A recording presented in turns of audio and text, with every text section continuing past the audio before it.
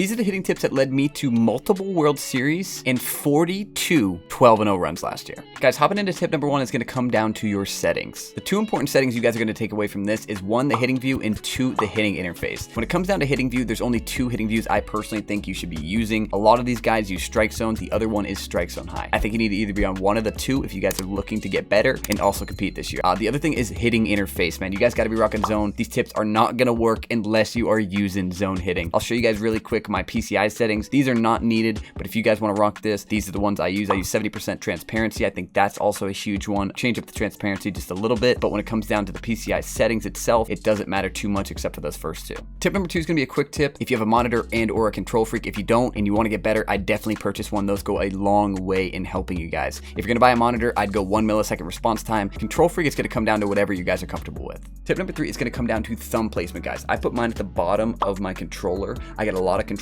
off of it and it forces me not to be able to drop my PCI. I put a very, very soft touch on it. I put a little bit of my thumb on my controller, half on, half off. Easy to move it around very, very lightly. That way I'm not slamming my PCI anywhere, dropping it too crazy when I go for any pitch. All right, guys, tip number 4. This is going to be one of my biggest tips, so make sure you guys pay attention to this one. Tip number 4 is going to come down to approach/patience. If you guys go into an at-bat with no approach, no certain pitches you're looking for, no patience, you guys are not going to succeed, man. You cannot go in without a plan and expect to come out with good results. What I like to do at the beginning of games is take till 2 strikes. You guys are going to see the confidence level right there, the energy level. You guys are going to realize how much energy and confidence affects your result. If he's on red, man, this pitcher's going to be a lot easier to hit. If his confidence is lower, it's going to be a lot easier to hit. Working pitches does that. Getting late in the count also activates the clutch factor on the batter. Let me show you guys a stat really quick I'm talking about. As you get later in at bats, it's not too crazy on someone like Kike Hernandez, but he's got 62 clutch. If you guys just jump into an at bat and you swing on an 0 count, that factor's not going to go into play. This adds towards your overall hitting stats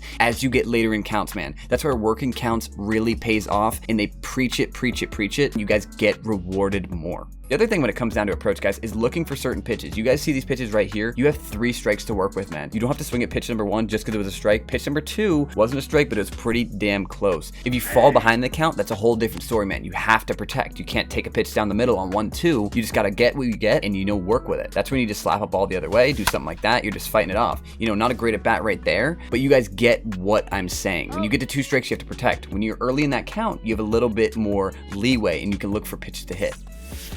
See, early in the count, get a pitch you can drive. That's a pitch I'm looking for. I set my PCI a little bit low. That's a pitch I can drive. We drive it into right field. We got to run on first.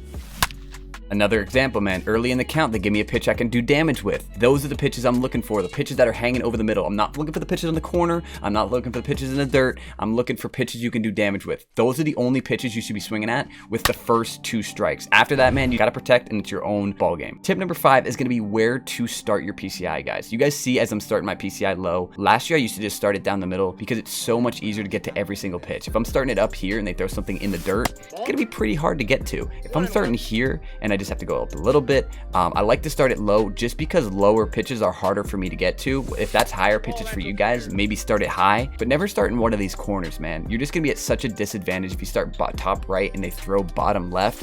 It's just not an ideal spot to be in. Of course, the situation, if they're only spamming one spot, it's a whole entire different story. I like to start mine low. It's just easy to get to all pitches for me. You don't have to go anywhere too crazy to get to any of these pitches. Find out what works for you guys and see what works best. Try a couple different things. Start it high, start it low, start it in, and find out what works for you guys. That also goes into the patience tip on where to start your PCI. If you're starting your PCI in a certain spot, look for a pitch in that certain spot. Lefty is something I struggled with big last year, and I'm sure a lot of you guys did too. The 2 spots I'm looking to start my PCI are either middle in or down and in. Starting down and in makes it way easier to get to inside pitches, man. All you have to do is go straight up. You're not going up and in this time. You're just starting it in and you're just going up. It's really easy to do.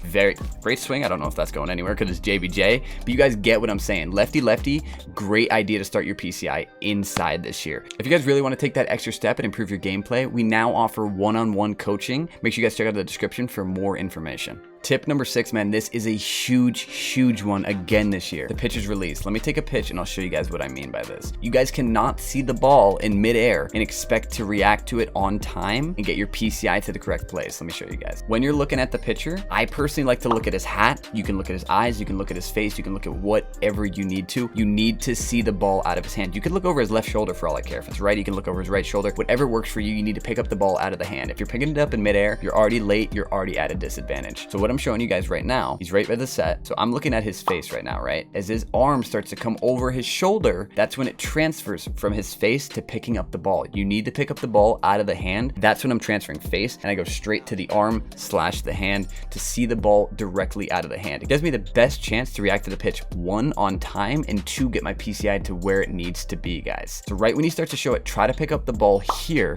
instead of here. This is just gonna put you in an advantage. Tip number 7 is gonna come back to the feedback and timing, guys. Timing is way more important than having your PCI where it needs to be. Yes, having your PCI where it needs to be is a huge thing, but how many off PCI home runs did you guys see last year? An absurd amount, because the PCI does not represent the bat. If you can only choose one, always choose to be on time. Whether that's an outside pitch and you need to be late on it, whether that's an inside pitch and you need to be early on it, always be on time. Ideally, you'd like both your PCI to be on it and your swing timing to be good, but it's not always how it works out, man. Just make sure you guys are on time. I'm gonna keep my PCI just down the middle here just to get that practice in, just making sure my swing's on time. Look at that PCI, right? I don't know necessarily if that's dropping or not.